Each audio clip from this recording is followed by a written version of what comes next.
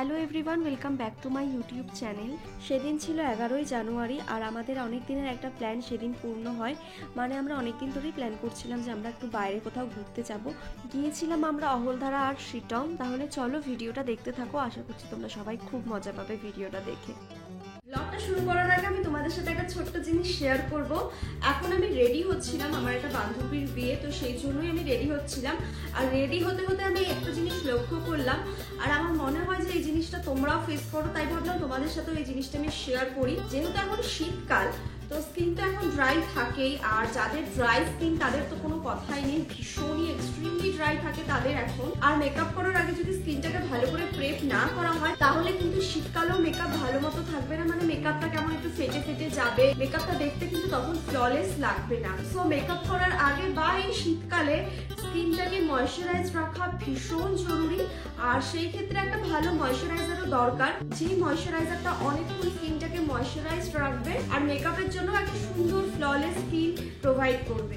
তো guys, recently আমি ব্যবহার করছি এই দুটো ক্রিম। একটা হলো মামাআর্থের beetroot hydra full light moisturising cream, আর আরেকটা হলো মামাআর্থের vitamin C daily glow light moisturising cream. তো প্রথমে বিটরুট ক্রিমটাই তোমাদেরকে ব্যবহার করে দেখাই। এই ক্রিমটায় বিটরুট তো রয়েছেই, আর যেটা আমাদের স্কিনে একটা ন্যাচারাল গ্লো প্রোভাইড করে। আর রয়েছে হাইলুরনিক অ্যাসিড, আর এই হাইলুরনিক অ্যাসিডই আমাদের স্কিনটাকে ভেতর থেকে হাইড্রেট আর সফট রাখে।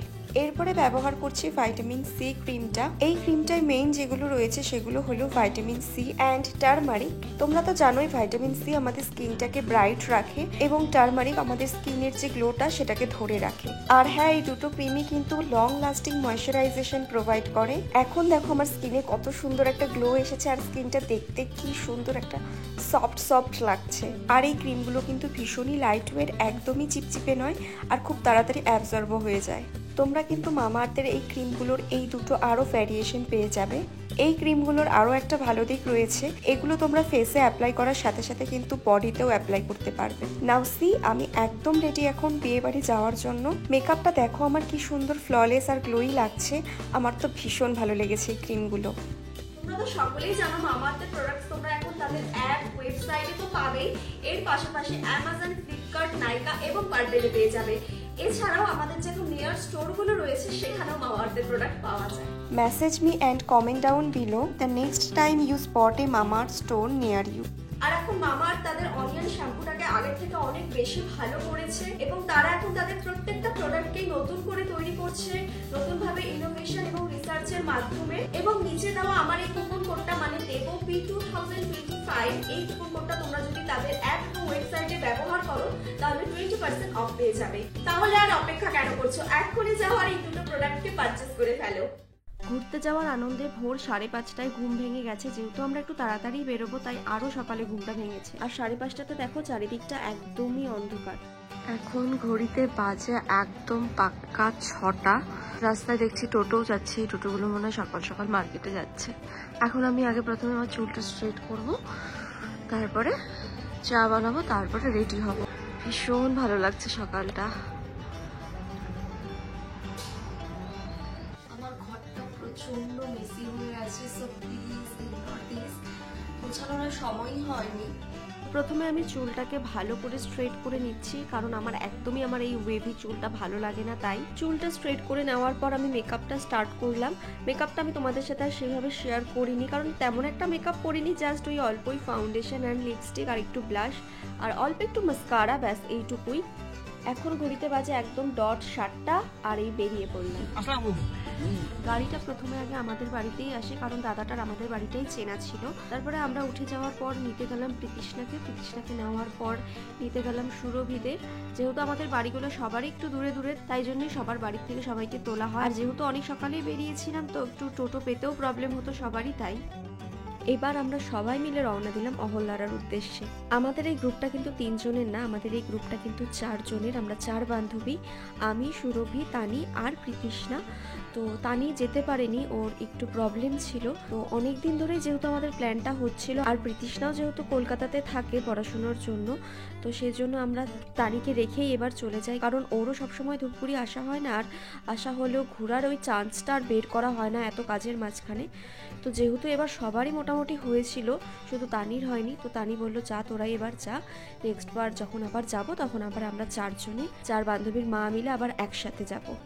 এদিকে আমরা অনেকটা রাস্তায় পেরিয়ে এসেছি, আর এখন পাহাড়ও আস্তে আস্তে একটু একটু করে দেখা যাচ্ছে। মোটামুটি ধূপগুড়ির থেকে 30 থেকে 45 মিনিট পেরিয়ে আসলেই পাহাড় দেখা স্টার্ট হয়ে যায়। শুধু কিন্তু পাহাড়ই না, এই রাস্তাগুলো দিয়ে যেতে কিন্তু জঙ্গলও পড়ে, আর সাথে এত সুন্দর ভিউ, জাস্ট মনটা যেন ভরে যায়। আর এই রাস্তাটা দেখো কি সুন্দর, চারিদিকে শুধু গাছ আর দুপাশে চা বাগান। এখন আমরা ঢুকছি নাগরাকাটায়।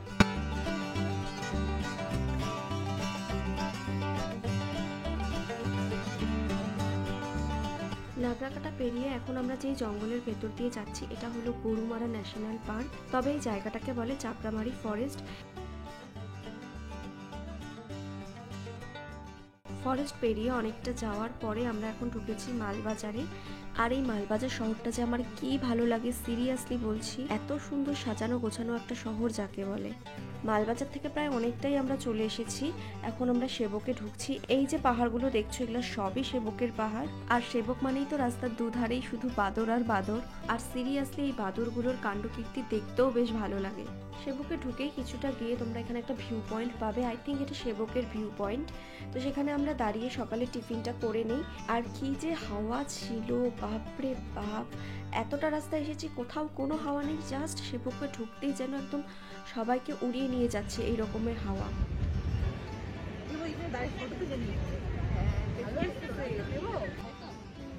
এখানে দাঁড়িয়ে সবার মুখে খালি একটাই কথা, কি ঠান্ডা আর কি ঠান্ডা, হাওয়াটা যেন শরীরে একদম বিধে যাচ্ছে, এই ধরনের একটা হাওয়া দিচ্ছিল। আমাদের সকালের টিফিনে ছিল ডিম, পাউরুটি আর সন্দেশ, আর আমরা সবাই ভাগ ভাগ করে খাবার নিয়ে আসি। সকালের টিফিনের দায়িত্বে ছিল সুরভি, ওই নিয়ে এসেছিল এই ডিম, পাউরুটি, সন্দেশ সবই।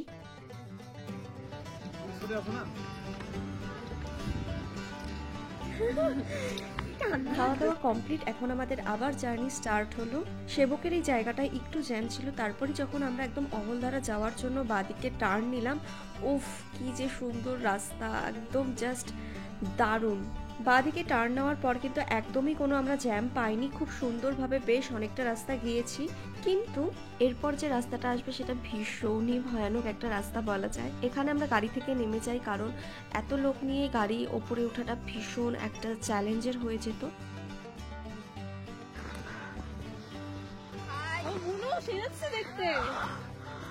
গাইস আমরা এখন অনেক উপরে উঠছি, তার আগে একটা অনেক বড় কাণ্ড হইলো, কাণ্ডটা আমি শেয়ার করতে চাই না, আমার মনে থাকবে। সত্যি কই গাড়ি দারুণ লাগছে। গাড়িতে শুধু প্রীতিশনাথ দিদাই ছিল, যেহেতু উনি বয়স্ক মানুষ আর এতটা হাঁটতে পারবে না দেখে, আর রাস্তাটা ছিল যা খাড়া, আমাদের হেঁটে উঠতে উঠতে একদম অবস্থা শেষ সবার। তবে আমরা উঠতে উঠতে ভীষণই মজা করেছি। আর এদিকে মাদের দেখো একটা পোজও দেওয়া শেষ তাদের। অ্যান্ড ফাইনালি আমরা অহলধারাতে পৌঁছে গিয়েছি। তোমাদের এখানে গাড়ি রাখার কোনো অসুবিধা হবে না, এখানে গাড়ি পার্কিংয়ের জায়গা রয়েছে। আর ভিউ পয়েন্টে পৌঁছেই এত সুন্দর কাঞ্চনজঙ্ঘার একটা ম্যাজেস্টিক ভিউ, ওফ দারুণ। আর শীতের দিকে মোটামুটি কাঞ্চনজঙ্ঘার ভিউ প্রায় সব জায়গা থেকেই দেখা যায়, সো যারা শীতকালে আসছো তাদের কোনো চাপ নেই। আকাশ ভালো থাকলে তোমরা আরামে কাঞ্চনজঙ্ঘার ভিউ দেখতে পাবে। আর কাঞ্চনজঙ্ঘার সাথে ফটো তোলাটা তো ম্যান্ডেটরি। তারপরে আমিও কিছু সিঙ্গেল ফটো ভিডিও তুলে নিলাম কাঞ্চনজঙ্ঘার সাথে। ভিডিও ডেসক্রিপশনে তোমরা আমার এই ড্রেস আর ব্যাগের ডিটেলস পেয়ে যাবে।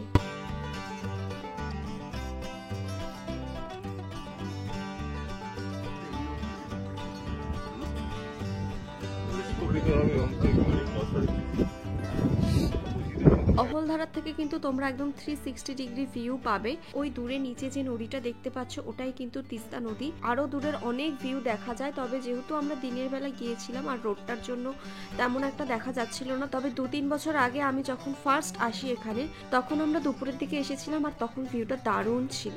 সিরিয়াসলি বলছি জায়গাটা ভীষণই ভালো লাগলো, সবাইকে হাইলি সাজেস্ট করছি। তোমরা যারা উত্তরবঙ্গ ঘুরতে আসবে অবশ্যই এই জায়গাটাকে তোমাদের লিস্টে রেখো। এর আগের বার যখন আমি এখানে এসেছিলাম তখন আমরা কেউই কাঞ্চনজঙ্ঘার ভিউ দেখতে পাইনি, কারণ ওই মোটামুটি মে জুন মাসে আমরা এসেছিলাম। আর এইবার যা ভিউ পেলাম জাস্ট দারুণ। আর চারদিকে সিনারির তো কোনো কথাই নেই, সত্যি বলছি এখানে একবার এসো সবার মন ভরে যাবে। এখন দাঁড়িয়ে আছি পার্কিং এরিয়াতে, আর পার্কিং এরিয়াটা বিশাল বড়, তো কারোরই গাড়ি রাখতে কোনো অসুবিধা হবে না। ওই সামনে বসলাম। এখন বেরিয়ে পড়লাম কমলা বাগানের উদ্দেশ্যে। এবার শুধু জাস্ট দেখো আমার বান্ধবীগুলো আমাকে কি কি বলে।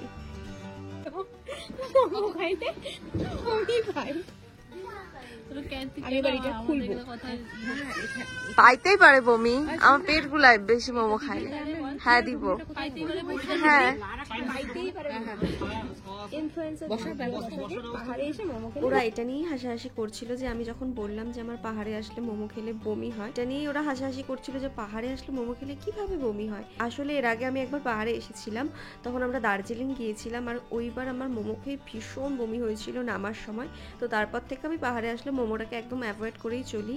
ভিউ পয়েন্ট থেকে নিচে নেমে তোমরা দেখতে পাবে অনেক খাওয়ার দোকান আছে। তো এখানে সবাই চা আর মোমো নিয়েছিল। চা মোমো আমি কোনোটাই খাইনি, তবে আমার চাউমিন খেতে বেশি ভালো লাগে, মোমোর থেকেও আমার চাউমিন খেতে বেশি ভালো লাগে, তাই আমি 1 প্লেট চাউমিন নিই, তবে সেটা আমরা সবাই শেয়ার করেই খাই।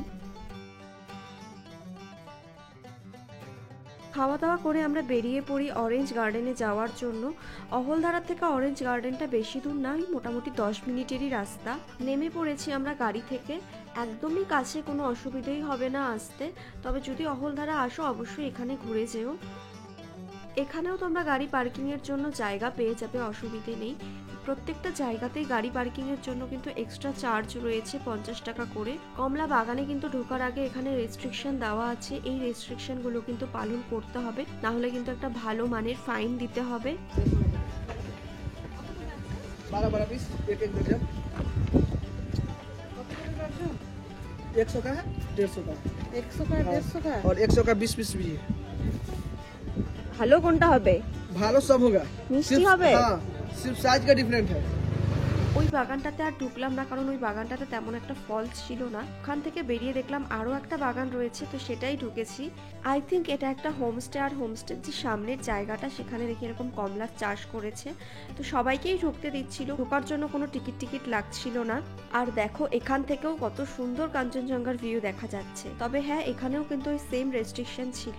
ইনস্টাগ্রামে তোমরা অনেকেই আমার এই সানগ্লাসটার লিঙ্ক চাচ্ছিলে, সানগ্লাসটার লিঙ্ক আমি দিতে পারবো না, কারণ এটা আমি লেন্সকার্টের অফলাইন স্টোর থেকে কিনেছি।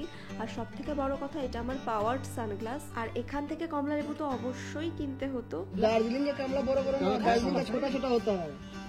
दार्जिलिंग में बड़ा कमला नहीं होता है, नागपुर का होता है बड़ा कमला। এই দেখো কতগুলো কমলা লেবু কিনেছি, আর সিরিয়াসলি কমলা লেবুগুলো কিন্তু খেতেও ভীষণই টেস্ট ছিল আর ভীষণই মিষ্টি। অরেঞ্জ গার্ডেন ঘোরা কমপ্লিট, এবার যাচ্ছি নামথিং পোখরি লেক। এই যে কমলা লেবুটা দেখছো, এটা আমাদের ড্রাইভার দাদাটা ওদের থেকে পারমিশন নিয়ে একটা গাছ থেকে ছিঁড়ে এনেছে। নামথিং পোখরি লেকে যাওয়ার সময় হঠাৎই এই পাখিটাকে দেখি, হতে পারে এটা লোকাল মুরগি।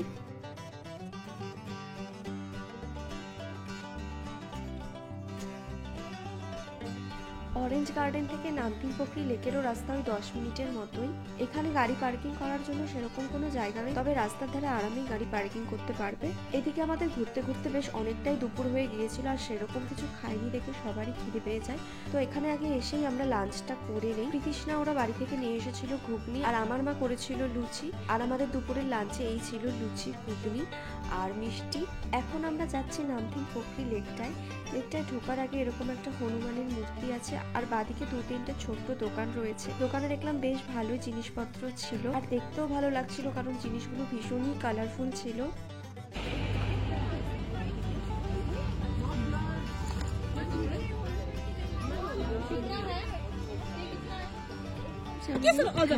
ভালো লাগতেছে না? এই লেকটার চারিদিকে শুধুই পাইন গাছ আর পাইন গাছ। লেকটার উচ্চতা হলো 4000 ফিট, তাহলে একবার ভাবো কত উঁচু। তো এত সুন্দর একটা লেক, চারিদিকটা খুবই শান্ত, একদম নিরিবিলি, কোথাও কোনো আওয়াজ নেই। আমি কিন্তু জানি না, কখনো আসি না, আমরা কিন্তু আজ ছিল কিছু ছিল না।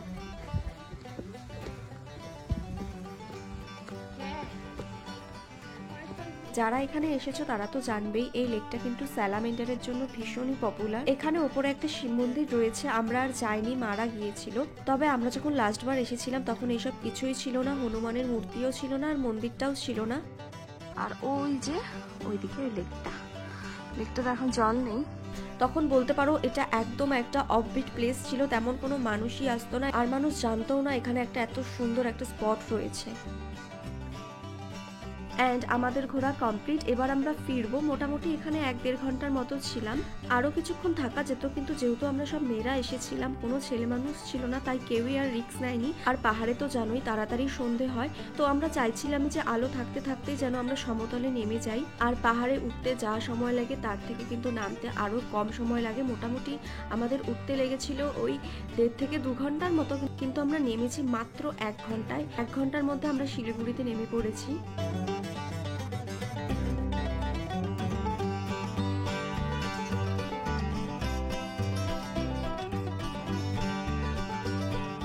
চারিদিকে সিনারি আর প্রকৃতি দেখতে দেখতে যে কখন এতটা রাস্তা পেরিয়ে আসলাম বুঝতেই পারলাম না। পাহাড় থেকে নামার সময় আমি ঘুমিয়ে পড়েছিলাম, প্রায় অনেকটা রাস্তায় ঘুমিয়ে এসেছি।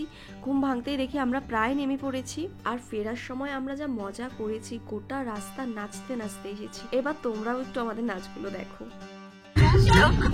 দেখো না কে এসেছে নতুন করে।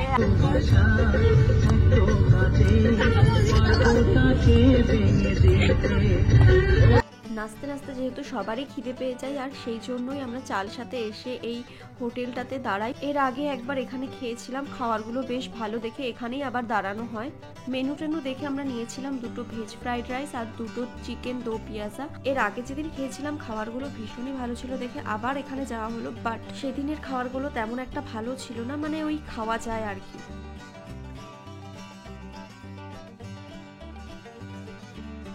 মা আর কাকিমণিরা খেয়েছিল কাতল মাছ থালি, আর পেছনে ড্রাইভার দাদাটার জন্য নেওয়া হয়েছিল একটা চিকেন থালি। খাওয়া দাওয়া শেষ করতে করতে আমাদের প্রায় সন্ধ্যায় হয়ে যায়। আর এই যে সূর্যটা ডুবছিল দেখতে এত সুন্দর লাগছিল।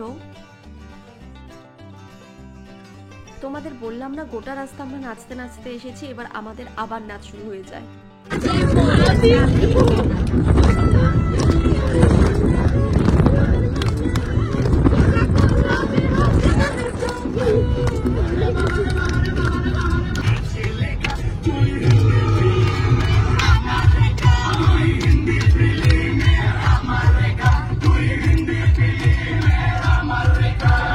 প্রায় আমরা বাড়ির সামনেই চলে এসেছি। আর আমাদের এখানে তেলিপাড়া বলে একটা জায়গা আছে যেখানে খুব ভালো চা পাওয়া যায়, আর তাই সবাই বললো যে এখান থেকে একবারে চা খেয়েই বাড়ি ফেরা যাক। আর সন্ধে হলে তো চায়ের একটা আলাদাই ক্রেভিংস জাগে।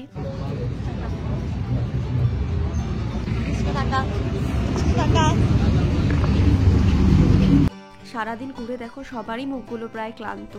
আর এদিকে আমাদের চাও চলে এসেছে। আমাদের এই গ্রুপটায় চা খেতে ভালোবাসে না এমন কেউ নেই, সবাই চা পাগল। সেদিনের এই জার্নিটার লাস্ট একটা ছোট্ট মোমেন্ট নিয়ে নিলাম সবাই মিলে। আর তারপরেই যে যার বাড়ি সবার প্রথমে যেইভাবে উঠেছিলাম সেইভাবেই আগে প্রীতিষ্ণাদের নামানো হলো, তারপরে সুরভিদের নামানো হলো, আর সবশেষে নামলাম আমি, মা, বুনু। তো এইভাবেই আমাদের জার্নিটা শেষ হলো। খুব সুন্দর একটা দিন কাটালাম সবাই মিলে। সকাল 7টায় বেরিয়েছিলাম, সন্ধ্যে 7টায় বাড়ি ফিরলাম। ভিডিওটা ভালো লাগলে অবশ্যই একটা লাইক করে দিও। দেখা হচ্ছে আবার পরের ভিডিওতে।